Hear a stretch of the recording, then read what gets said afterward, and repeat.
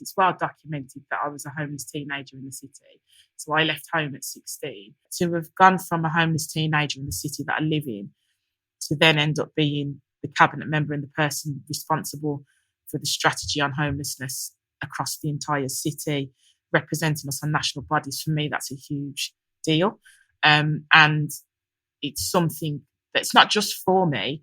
It means that I can actually go out and speak to young people from our communities and genuinely say, look, I used to break the rules. I wasn't perfect by any stretch of the measure. So if I can do it, trust me, you definitely can do it.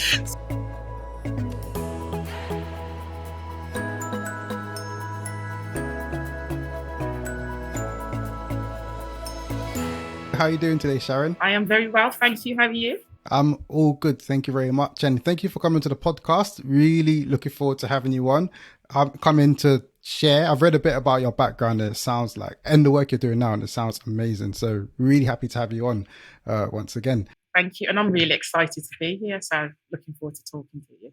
Yeah, look, before we get into things first, for people who may not know who you are, maybe the work that you do you mind giving us a brief introduction? Yes, so I'm Councillor Sharon Thompson. I'm a councillor in Birmingham. I was elected in 2014 and I've just had my third successful election. And I'm also the cabinet member for Housing and Homelessness in Birmingham. And I've been a cabinet member for 4 years. Great. Before we get into things, what we like to do is keep things chronological, start off with your upbringing and that kind of thing. But first things first, with all of the work you're doing, especially around the homelessness piece, what's your why that drives what you do?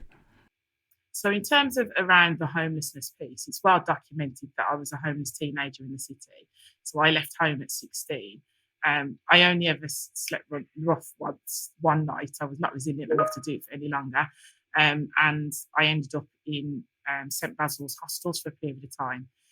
So I had a kind of it was quite personal, trying to be a part of the solution and not a part of the problem. And one of my mantras is definitely not to be a victim of life issues, but to be victorious through them, which means helping other people to make sure that they don't fall into that. So that's part of my why. And the second part of my why is just before my first election in 2014, my friend Andy was doing a sleep out, and it wasn't it was a genuine sleep out with rough sleepers. And he introduced me to them, and I said to them, I can't promise you change. If I get elected, I promise you I'll try to get your voices heard. And that was a promise that I endeavoured to keep. That's it. Thank you very much for that. So let's start off. You mentioned there that you were homeless for a period of time when you were a teenager. Can you paint a picture before you became homeless as to what your upbringing was like? Where did you grow up and what was the environment like for you? Yes, I grew up in my mum raised me by herself, so it was a single parent home. I think my nan was a great influence in my life, like many young people from a Caribbean background. I loved going to see Nanny and spending time with her. And, I think a lot of my ethics, particularly work ethics and attitudes to life have come from my nan. And, being around my cousins. And then once I hit my teenager years, I had fallouts with my mum at home, wasn't really getting on. And then I became homeless and, I did what was called as sofa surfing. So I stopped at friends' houses. It was the day before I started college, actually, that I became homeless and still went to college the next day. And, in the end, just sort of sofa surfed and then ended up going to St Basil's. But in terms of my upbringing, I've been through a lot of challenges in my upbringing, but also had a lot of happy memories. And, with my aunts who were quite young at the time. So they were sort of like friends at the same time. And, we all used to, Nan's house was the matriarchal of the family. So everybody used to land there on the weekend. With on you becoming homeless at a young age, could you expand upon what some of the situation was that led to that happening?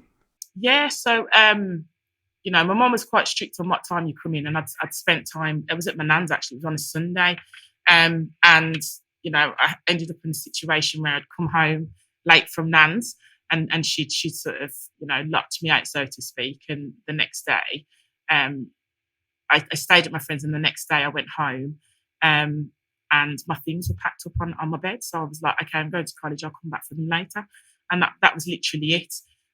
So we kind of had an up-down relationship. I think, there's many parents that have been born in the West Indies and come over, you know, their attitudes are very different to sort of us second generation, so to speak.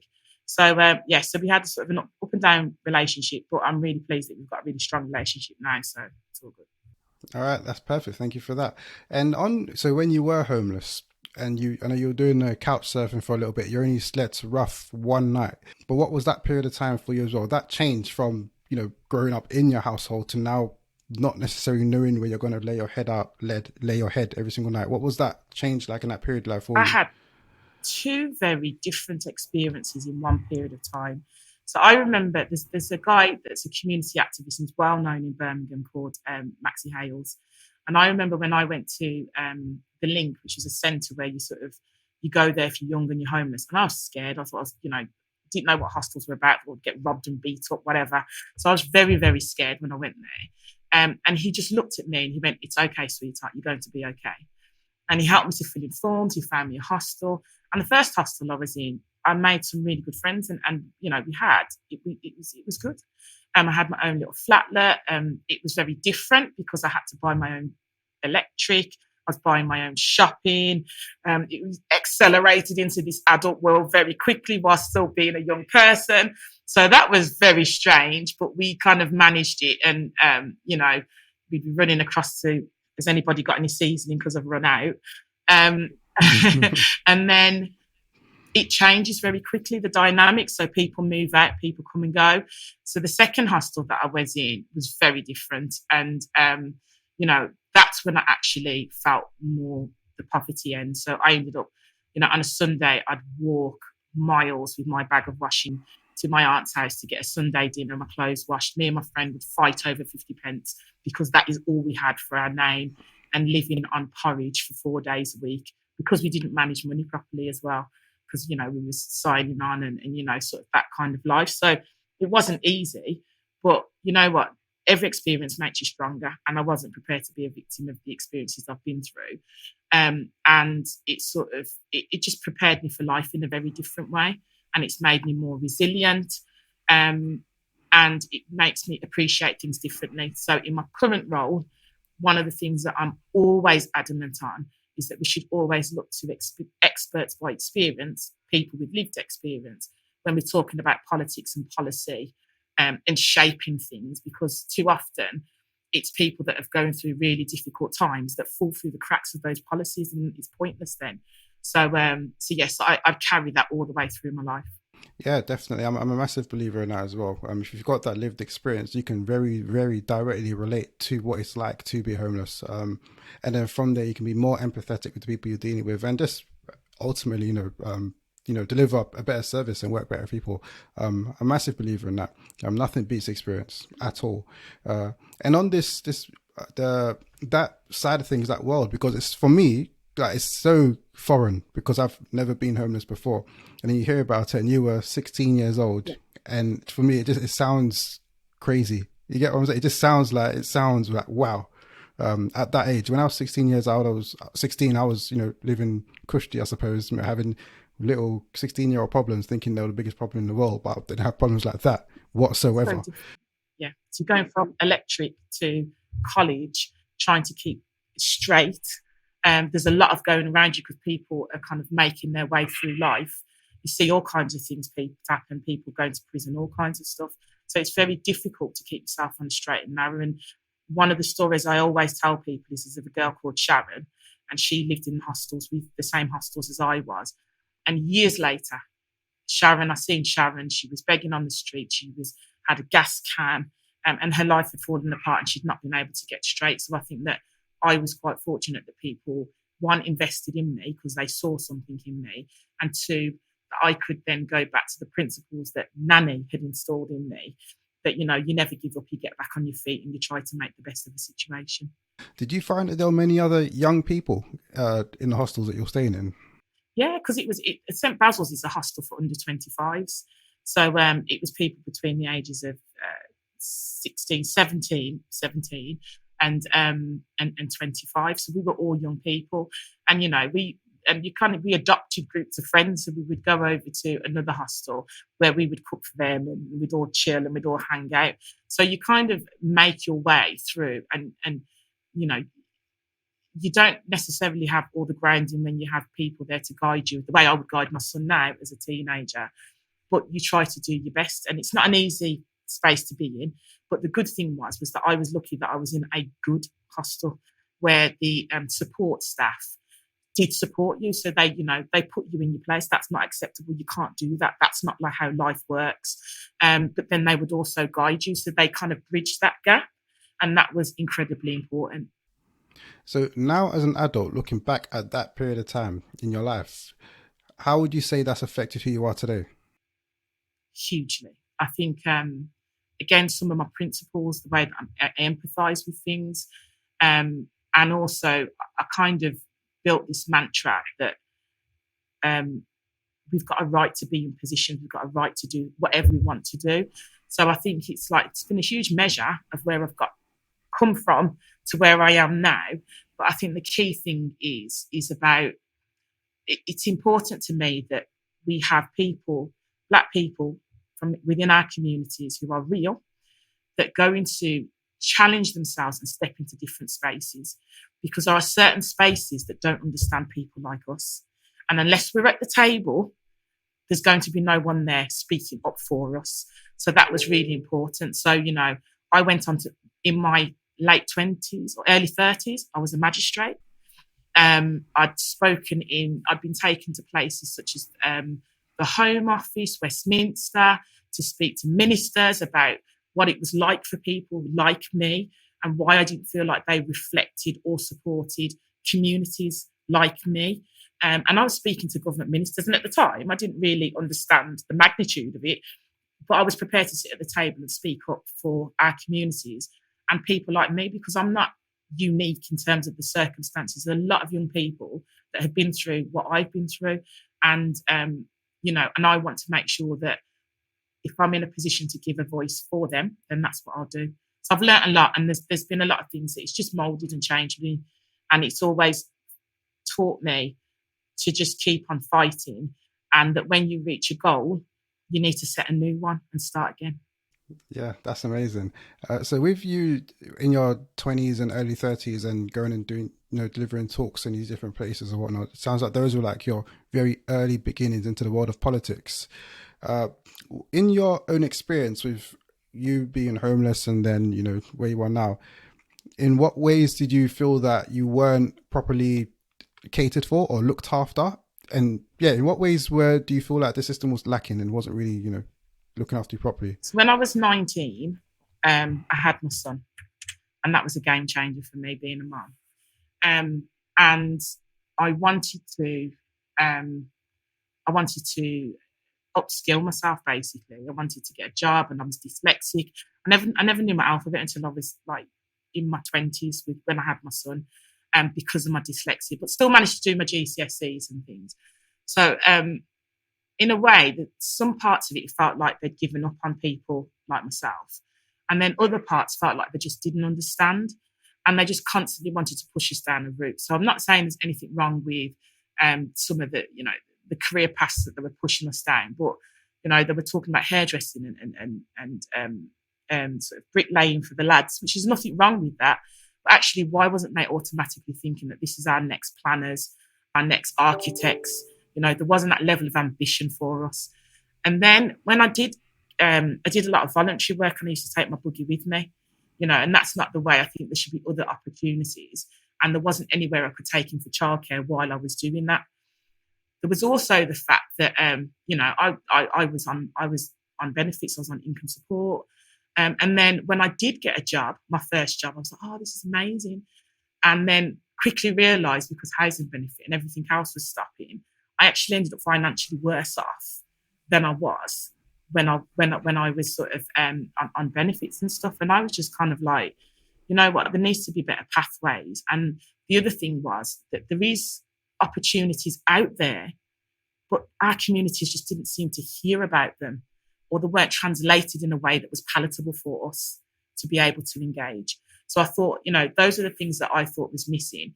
And then I took part in a national project, which was because I was a single mother, and I took part in their national project, which was aimed around, it was a policy toolkit for policymakers who were making policies that affected lone parents in the workplace. Because my son went into hospital and I was still expected to go to work every day whilst going to the hospital, and I didn't know how to manage, and the workplace policies weren't very empathetic towards that. So I just wanted to make a difference and a change. That the policy toolkit, when did that happen? Was that around the times where you were still delivering the talks on homelessness as well, or what period of time in your life did that happen? That was like sort of before I'd actually hit politics. So I was sort of in my 20s back then. The organisation was called Waits, Women Acting in Today's Society. And they sort of helped me enter into politics, because once we helped to bring normal, everyday people to come together to do this national toolkit, and there was us in Birmingham, and there was other people in London, and it was all across the country, and there was bringing it together. They then took me to, like I said, Westminster, and I was speaking to ministers. I ended up on a panel with the Speaker of the House, who was John Bercow at the time. So I got to speak on different things, and they also taught me around sort of the language. So I always say, you know, if I went to give a presentation in France and I spoke in English, and someone gave exactly the same presentation and spoke in French, it would resonate better with them. So they kind of helped me to understand how to use the power of my voice. So all those things were really important. All right, thank you for that. It all makes sense. Actually, you've got like a thread going there. It's all about, essentially, you've gone through what you've gone through, and then it's about helping other people who have gone through similar situations to yourself. So like the national toolkit, for example, you're struggling with managing work and your son at the same time. Okay, I'm going to go out and campaign and do what I got to do for that. Then on the homeless side of things, it's like, okay, I've been through this and I see where services are lacking. All right, I'm going to jump out there and then do what I can as well for other people in a similar situation.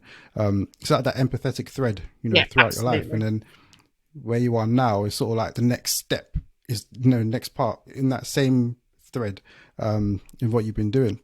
Did you know that you wanted to become an MP, a minister? So in terms of a councillor, no, absolutely not. I didn't vote. I used to say that politics wasn't for me. I didn't think they spoke to communities like myself, so I didn't have that level of interest. What I didn't realise was some of the things I'd done was involving in politics in that way. I worked for the council as a community worker, and in the area that I was working, one of the local councillors, we was having a conversation. I said to him, I don't know what you do. I really don't know what you do. And he said, okay, shadow me then. I said, okay, then I will. So I ended up shadowing him for a period of time. And I was like, actually, you work really hard. And he was like, you'd actually make a really good counsellor. And I was like, no, it's okay. I'm not interested. But what it did make me realise was that in terms of the Black community, we are excellent at grassroots, and we can build communities, we can run facilities, we can put on activities, we can campaign. But there was a lack at the next stage of people in politics around those decision-making tables that could push it that a little bit further. And that's when I realised, actually, this is important and it does affect me. And realising that actually politics has to do with every bit of our lives, right down to the clothes that we buy. The cost of it is also involves politics of school, the education that we get, everything. It all affects. And I wanted to have more autonomy in what I was doing. Yeah, for sure. Definitely. On this, let's talk about homelessness. So actually, you know what? Before we even get into that, let me read some stuff. Because before we jumped onto this call, I read some numbers. It was from one source, from December 2021. So it might not be the most up-to-date numbers, but they were startling and they shook me. So here they are. So in Britain, there are 227,000 people who are homeless. Most of them are in England. There's a higher level of homelessness in England, with 0.86% of households experiencing homelessness, and that translates to 1 in 116 people in England. And then it's slightly lower in Wales and Scotland and whatnot. So when I saw that, I was like, those numbers are crazy. They're very, very high. And I think people have a conception that homelessness it looks like just somebody sleeping rough in the streets, but then there's different forms and types of homelessness as well. So could you, first of all, just touch upon different types of homelessness and also what the drivers are that are causing this? Yeah, absolutely. So I'll give you another stat. Between 2010 and 2017, rough sleeping in the UK increased by a staggering 167%. Wow. Yeah, 167%. So one of the things I always say is that there's an element of political decision making. So before 2010, there was the political direction was that we looked at prevention. So there's a lot of stuff around prevention. From 2010 onwards, they didn't really see the benefit of, well, there doesn't seem to be a problem. So they didn't really focus on prevention. And then you start to see numbers go up. And then other things like, food banks were never a thing when I was at school. So those things have a massive, huge effect on us. And then on the other side of it, you're right. So people focus on rough sleeping. But one of the biggest areas that, and I find it's probably one of the most troubling, is actually what we call statutory homeless. So it's families who are homeless. So there's over 100,000 children in the UK with no permanent home. That's just crazy. So even in Birmingham, we have a population of over 1 million people, and we have over 4,000 families with no permanent home. So they're in temporary accommodation, they're in bed and breakfast.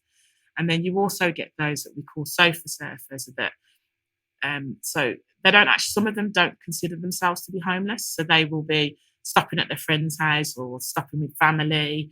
And those are the ones that we call sofa surfers. And then there's hidden homeless, are literally people who actually don't want to be found, and it's very difficult to find them because they might have gone through some form of trauma in their lives and they don't trust people and systems. So those are the kind of different forms that you have. The key reasons what we find nowadays for people becoming homeless, one is an unstable housing market. So some people in the private rented sector and people want to sell their houses and they become homeless because they've lost their home in that way. The other one is sort of domestic abuse. So there's a huge amount of people that become homeless through domestic violence and abuse. And the other one, it can be some form of addiction, whether that's alcohol, it could be gambling, it could be drugs that can lead you into that pathway. But on a really geeky sense, there's two different types of factors about things that push people into crisis. So on one side, you've got things like poor access to housing, poor education, lack of job opportunities. And those are all system things. Them are things that policy and politics, they're things that are affected by the system and the economy. And then on the other side are the more personal factors, which might be you might have been exposed to domestic abuse as a child, whether it was your parents fighting, you could have come out of prison, it could have been all those kind of things. And the more that you have those factors stacking up, is the more likely you are in your adult life to fall into some form of crisis, whether that's homelessness, domestic abuse, or something else. So it's more complex than people think it is. And that's why I think as a society, to help prevent some of those things, we need to address, on one side, the personal things as a community and how the village looks after the community. And on the other side, there are structural issues that are affected by the system. So like now, we're all thrown in a cost of living crisis. So what's that going to mean? Well, inflation goes up. You can't get, it's difficult to get jobs and all the rest of it. And it has a knock-on effect. So, I think there's things that we can do as individuals and as a community to protect the next generation and others. But we also need people to get into positions where they're a part of influencing policy and decision making. Yeah, when you put it like that, because the homelessness is sort of like, it's the result. It's not necessarily, there's a lot more that goes into it. You know what I'm saying? And what you're saying is like, it's a system thing. You've got like all of these, if you're talking the domestic abuse and then other societal cost of living crisis. They say inflation is 10%. I think 10.1%, I might be wrong, but something like that. It feels like a hell of a lot more than 10% when I go to the shop. Everything is a lot more than 10% more expensive than it used to be last year or whatever. House prices, everything is, so the 10% is a bit of an arbitrary figure because it's a lot higher than 10%, I'll tell you that. And it's crazy. And then things are forecast to get more and more price as well for a period of time. Interest rates today, as we're recording this, got hiked up 75 basis points, which is going to be crazy for people with housing. Mortgages are going to go up, therefore rents are going to go up quite exponentially. 100%. So those things are completely out of individuals' control. So it's not as easy as just saying, oh, well, that person, it's just down to domestic abuse or it's just down to drug abuse. There's so much more that layers into it. And like I said, the more you've got stacked up against you is the more likely you are to fall into crisis. On the, you mentioned the hidden homeless. Yeah. What does that look like? You said they don't want to be found. Are they people that we can be interacting with on a day-to-day basis and not know that they're homeless? Yeah, so there's different. So in terms of the hidden homeless, sometimes even with rough sleepers, they'll go into places where you can't find them, so they're in derelict buildings or places like that. They just completely shut themselves away from society. And sometimes that can be people that are sort of economic migrants. So it's they've come over here to work and or the working cash in hand and they're just kind of hidden. And the other thing that I say to people is that for many, I get a lot of organisations, oh, what can we do to help the homelessness? And I always say, get your house in order. You need to make sure that your organisation is in a place where people feel like it's not a taboo and it's okay to come forward and say, I am struggling. Because if you hit people in the prevention space, you're less likely to have the homelessness. And there'll be people that we go to, that we see on a daily basis, and we just don't know their living circumstances. There's people living in cars. They're off the radar. Yeah, no, that's crazy. The hidden homeless side of things, because it's sort of like you said, it's difficult to measure. Yeah, it's impossible to measure. So it's sort of like, although we've got our numbers on homelessness and whatnot, then you've got that aspect of society, and it's hard. You don't know, it's hard to measure. You don't know how big or small that sector is really. So you don't 100% have an idea how big of an issue this is really. Not really. Even the government make us do every local authority has to do a rough sleeping count every year, which usually takes place around about November. And it's just a snapshot. So you go out on one night and we do it late at night till 1 o'clock in the morning, or we do it till 6, because we want to measure actual homelessness, because some people are begging but they're not homeless. So that but it's a snapshot. It's not the 100% true figure. So it is very difficult to predict. On the people that are begging and not homeless, you got this, like, what do you call it? Like the fake homeless people, and sometimes because you hear these stories like that, and sometimes you may even come across people like that, and then they're begging, but then you find out that they actually have houses to go home to or whatnot, and they're making a living from what they're doing.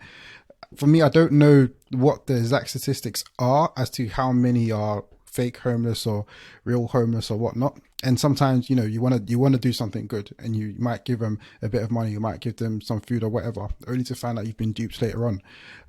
Is there any way to know? Is there a way we should interact with homeless people?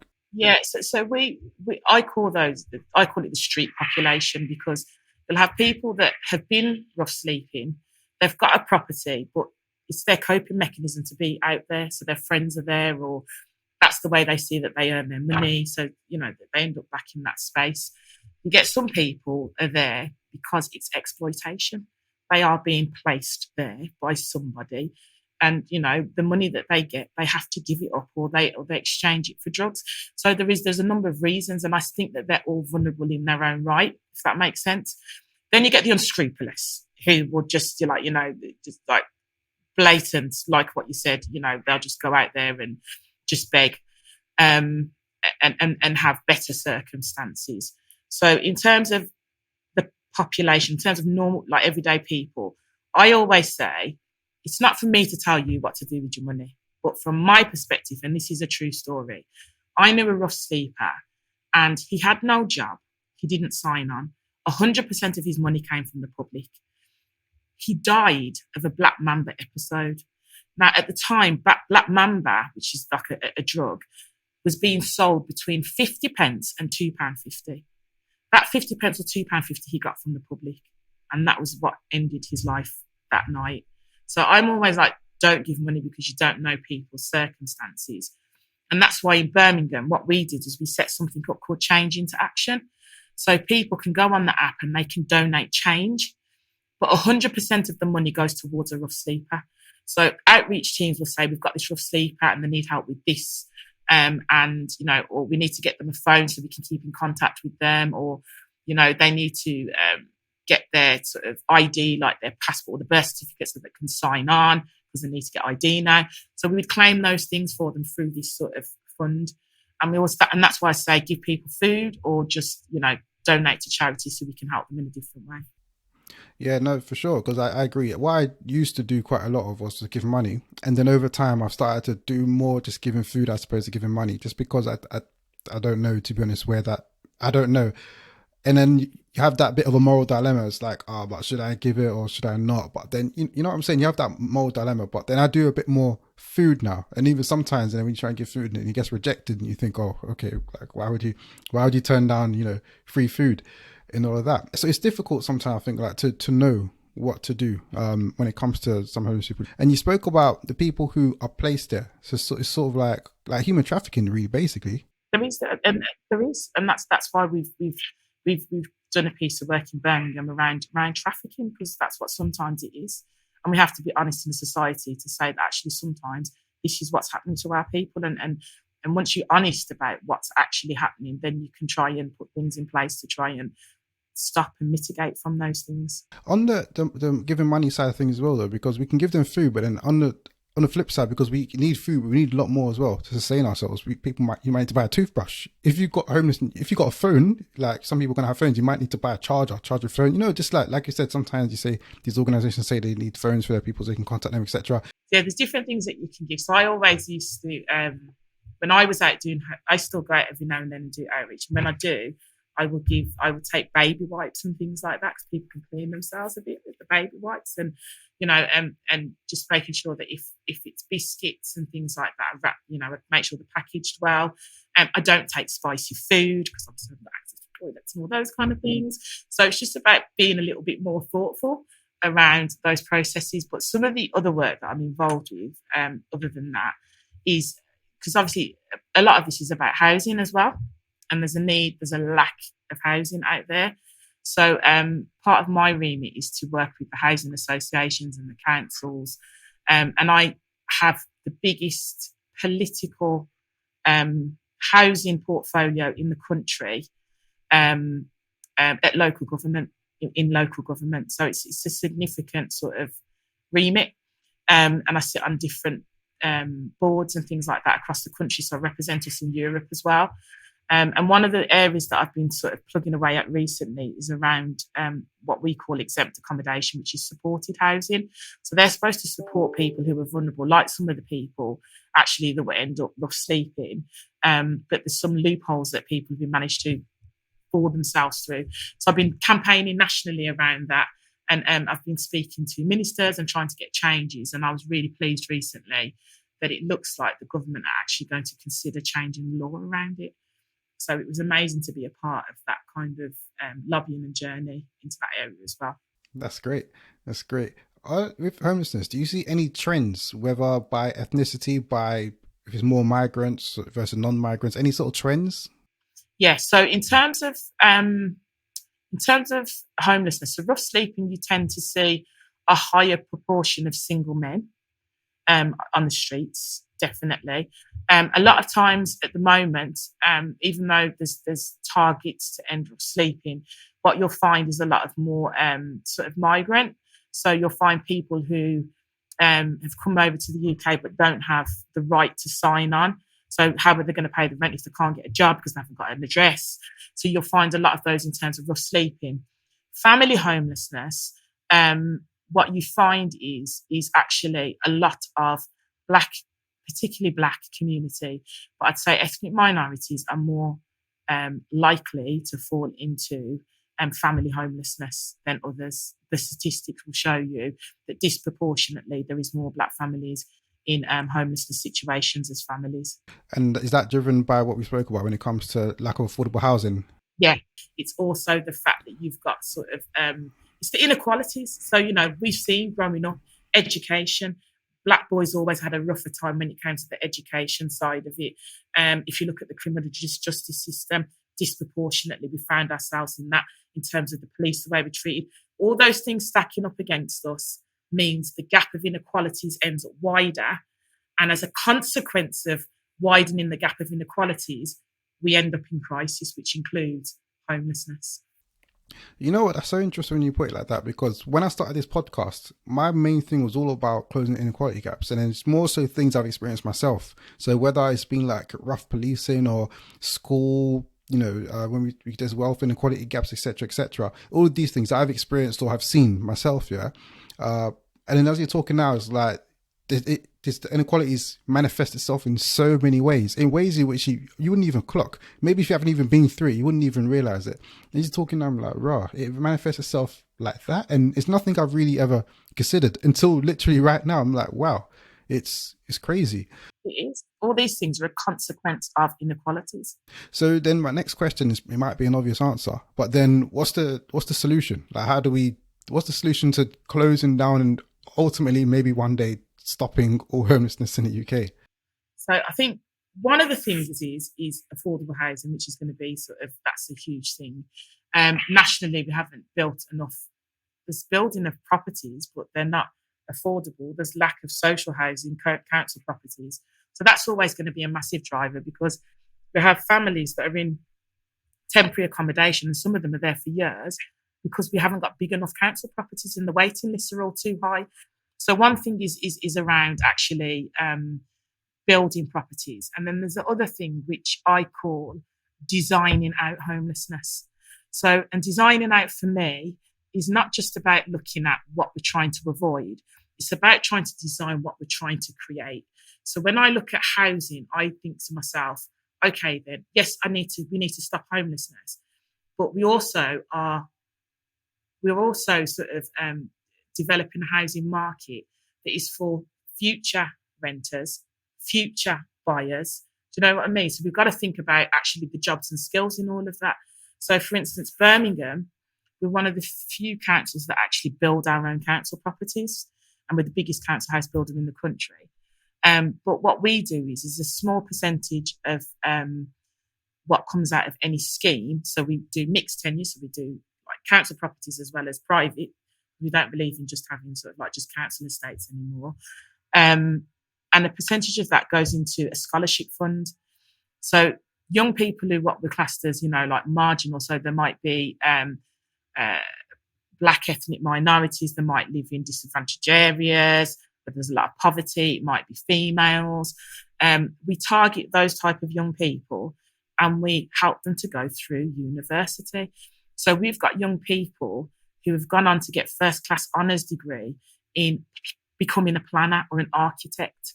So, and thinking actually you're our next set of buyers, rather than just thinking of, okay, we've just got to do social housing and not actually, we're not building people up as well. So it's about trying to build that balance and looking at it in the broader concept.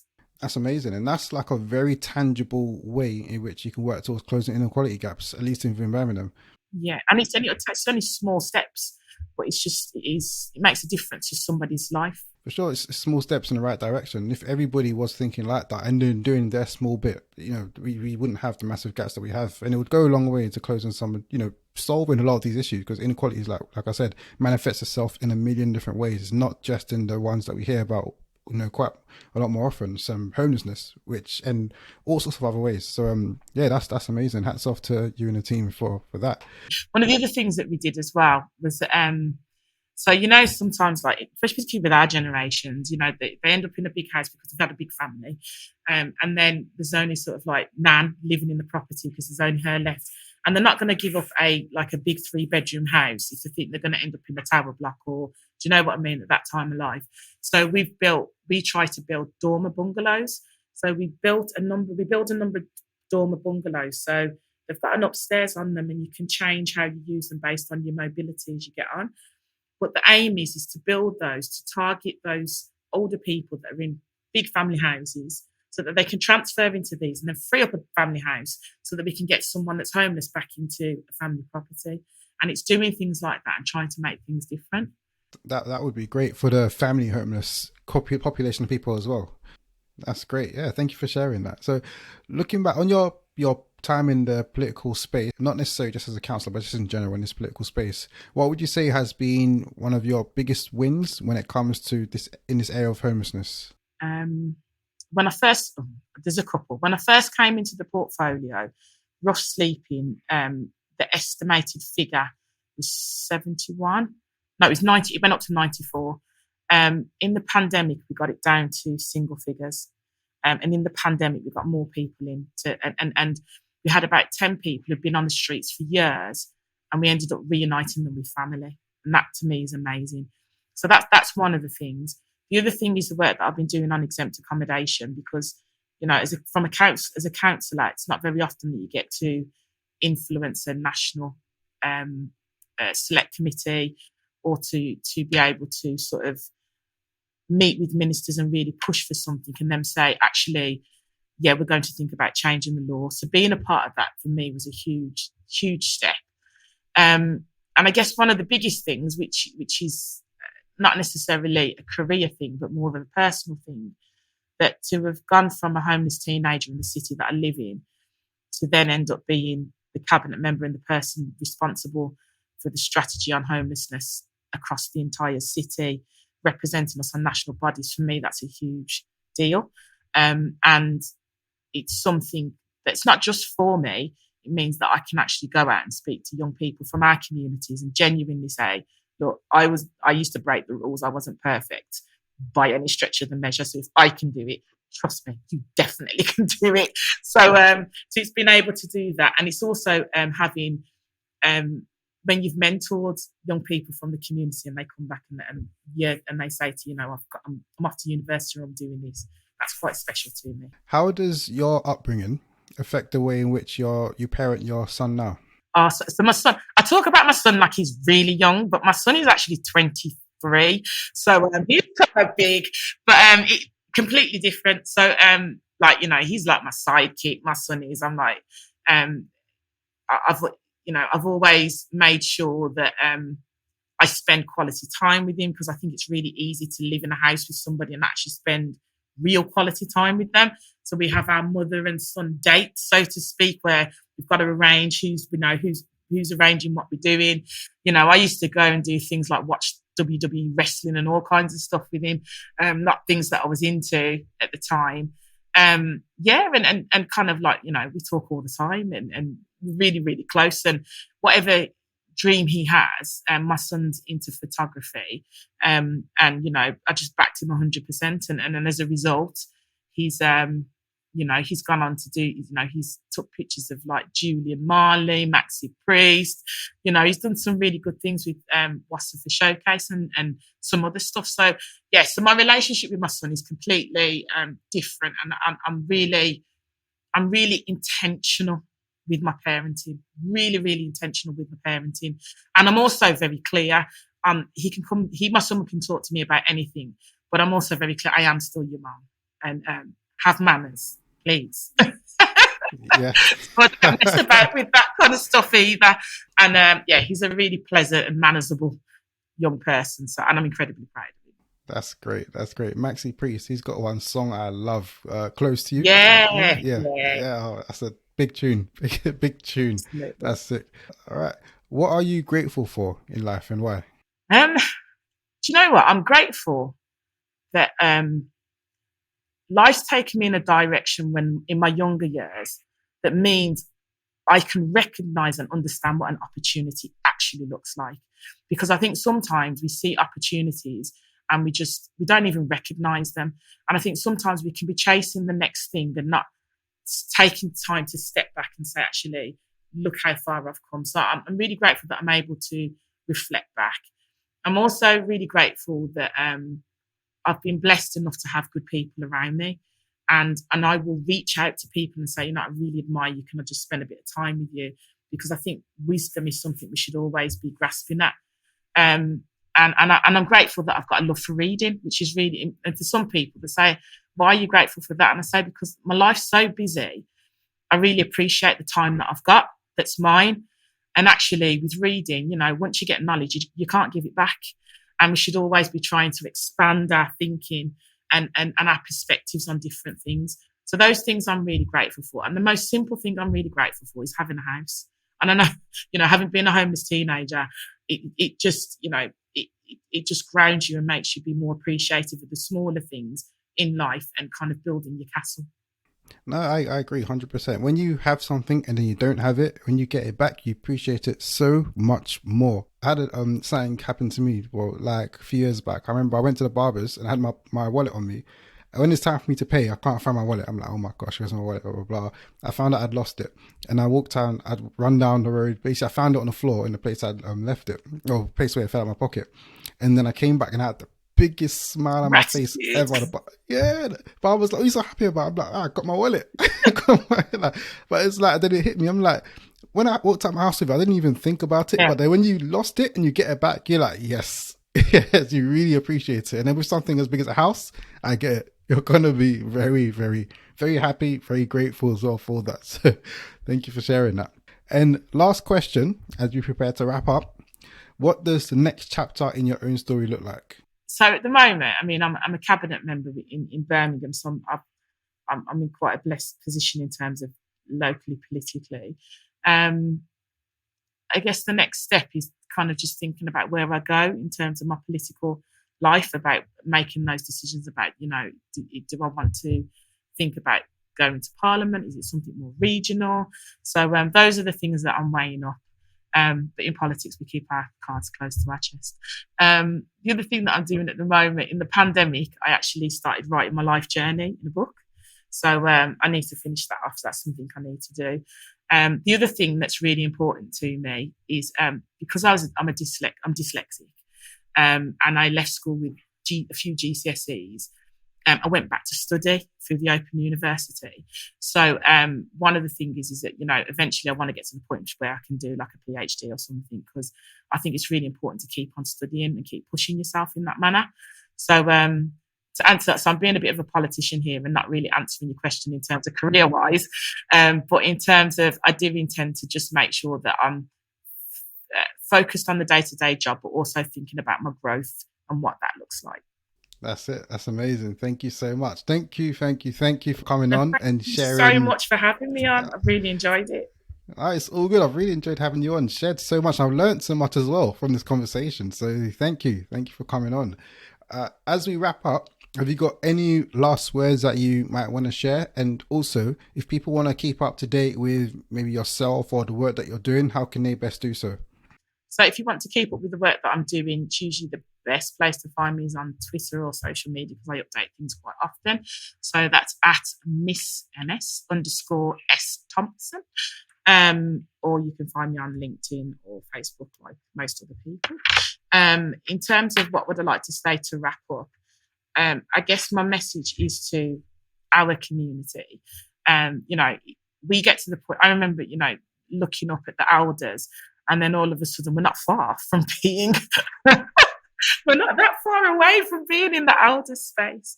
So I guess it's just about, my message is to please make sure you live with intent and be intentional. You know, life's precious and time's precious, and be intentional with your time and your relationships, because, you know, life comes, we've seen in the pandemic life, and, you know, with people that we know, life is quite fickle. But also, I think as a community, we need to be thinking that however we were passed the mantle, we need to make sure we pass it on in a better way. So the next generation, we shouldn't be passing over the mantle in a worse position than we picked it up in the first place. So we've got to live with intent, not just for ourselves and our households and our friends, but actually for building for the next generation. And that we also need to make sure that, you know, don't be afraid to ask, because the most that anybody's ever going to say is no. And if they say no, what have you lost? So don't be afraid to ask that person if actually, can you mentor me, or can I spend some time with you? And there's no such thing as a glass ceiling. The question is, how do you break through it? So if you can't find an opportunity, create an opportunity. If you can't find the key to the padlock, then you need to make the key to the padlock, because, you know, we've got a golden opportunity as a community to really strive forward. And I think this is our golden opportunity to do it. So if we ain't going to do it in this generation, who is? So I think it's really important that we pass the mantle in a very strong position. All right. Thank you very much. Thank you so much. Great last words. And in that vein, I'm going to ask, if you're listening to this podcast now, please do leave us a review, rating, wherever it is listening to this. It really, really does help us in amplifying these inspirational stories of these people who get on here. So please do leave us a review, rating, and subscribe wherever you're listening to this. But that's that for now. we had Councillor Sharon Thompson on the podcast. This is 1000 Voices. And for now, everybody, we're out.